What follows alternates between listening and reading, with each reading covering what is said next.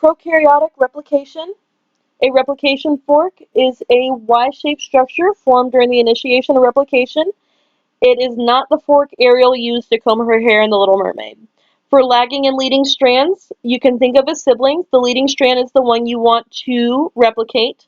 It is also known as the template strand. It is synthesized continuously in the 5' to 3' direction and in the direction of the replication fork.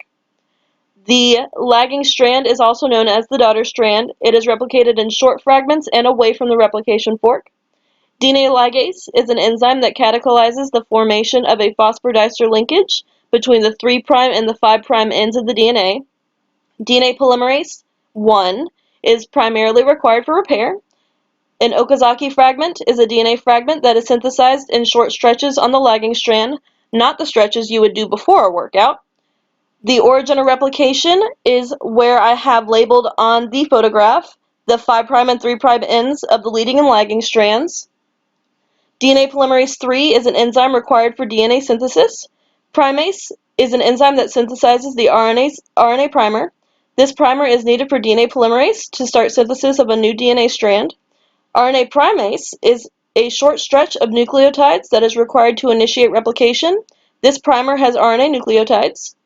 Helicase is an enzyme that helps open up the DNA helix by breaking the hydrogen bonds, the way you would want to open up on a first date.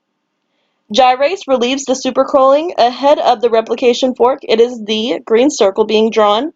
Single-strand binding proteins are proteins that bind to single-stranded DNA. This helps in keeping two strands of DNA apart so that they may serve as templates, the way you need to stay apart from your eggs.